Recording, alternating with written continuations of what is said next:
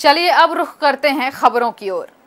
बुधवार और गुरुवार की दरमियानी रात शहर के जूट मिल अंतर्गत रेलवे अंडरपास से लगे बाजीराव पारा में एक अधेड़ व्यक्ति की गला रेतकर नृशंस हत्या कर देने की घटना ने क्षेत्र में सनसनी फैला दी है।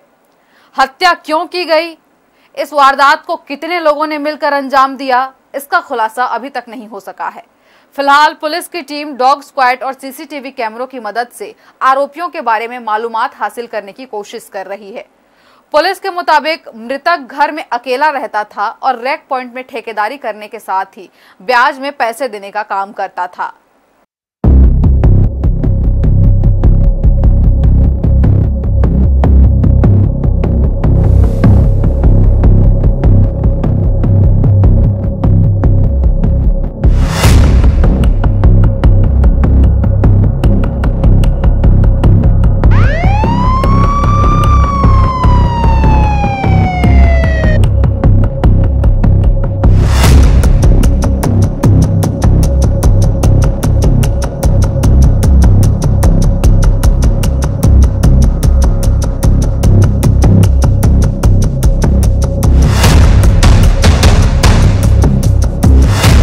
शहर के अमन और चैन पर एक बार फिर अशांति की लहर दौड़ गई है।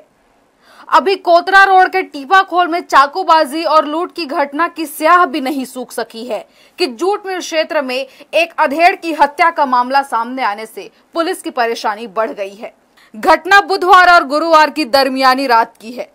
बताया जाता है कि रेलवे अंडरपास से लगे जूट मिल के बाजीराव पारा में रमेश तिवारी रैक पॉइंट में ठेकेदारी के साथ ही ब्याजी का काम करता था और घर में अकेला रहता था। गुरुवार की सुबह जब घर में काम करने वाली बाई आई और दरवाजा खटखटाई तो अंदर से कोई आवाज नहीं आई, जिस पर काम वाली बाई ने आसपास के लोगों को जानकारी दी और किसी तरह अंदर जाकर जब दरवाजा खोला गया तो अंदर का नजारा देखकर सभी की आंखें फटी की फटी रह गई, क्योंकि अंदर रमेश तिवारी की लाश पड़ी थी और फर्श पर खून बह रहा था। ऐसे में तत्काल क्षेत्रीय पार्षद प्रतिनिधि की मदद से घटना की सूचना जूट मिल पुलिस को दी गई।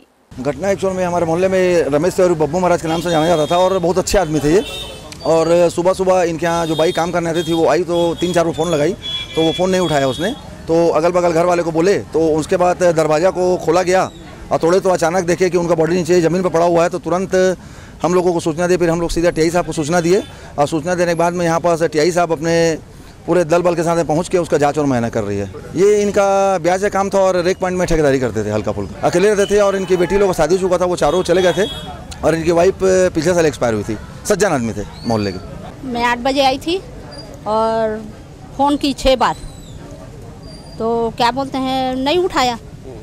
तो फिर वो उधर से एक लड़का आ रहा था, उसको मैं बोली आ तो रे आवाज़ दे देना, फिर नहीं सुना उसका भी आवाज़ में, तो मैं बोली कूद के जाके देखना आवाज़ पास में सुनाएगा।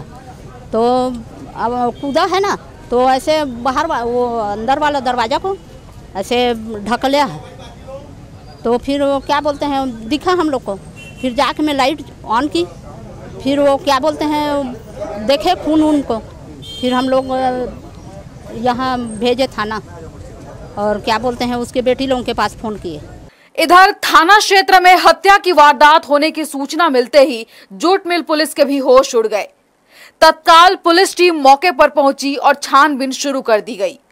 साइबर सेल के डीएसपी और फॉरेंसिक एक्सपर्ट भी डॉग स्क्वाड के साथ मौके पर पहुंच गए और मौका वारदात की सूक्ष्मता से निरीक्षण किया। घटना स्थल से पुलिस को एक संदिग्ध जूता भी मिला है, लिहाजा इसके लिए जब डॉग स्क्वाड की मदद ली गई तो अंदेशा मेन रोड से होते हुए काया घाट रोड में एक गली में घुस गया और उसके बाद वापस रपटा पुल की ओर आते हुए मंदिर के परिसर में राउंड लगाते हुए वापस लौट गया। ऐसे में अनुमान लगाया जा रहा है कि आरोपी वारदात को अंजाम देने के बाद केलो नदी की ओर गए थे। थाना जूट मिल क्षेत्र अंतर्गत बाजीराव पारा में एक रमेश तिवारी नामक व्यक्ति की अज्ञात व्यक्तियों के द्वारा हत्या कर दी गई है। उसमें विवेचना की जा रही है। एफएसएल की टीम, डॉग स्क्वाड की टीम और जो पुलिस की टीम है वो लगी हुई है और इसमें विवेचना अभी जारी है। हालांकि अब तक पुलिस को इस मामले में कोई अहम सुराग नहीं मिल सके हैं। हत्यारे कौन थे, हत्या क्यों की गई, इस वारदात में कितने लोग शामिल थे, इसका खुलासा नहीं हो सका है। पुलिस की टीम आरोपियों का पता लगाने के लिए मृतक के घर के आसपास लगे सीसीटीवी फुटेज खंगालने का भी काम कर रही है। पुलिस का कहना है कि मामले की जांच जारी है और जल्द ही आरोपियों के बारे में पता लगा लिया जाएगा। हर्ष न्यूज के लिए राहुल अधिकारी की रिपोर्ट।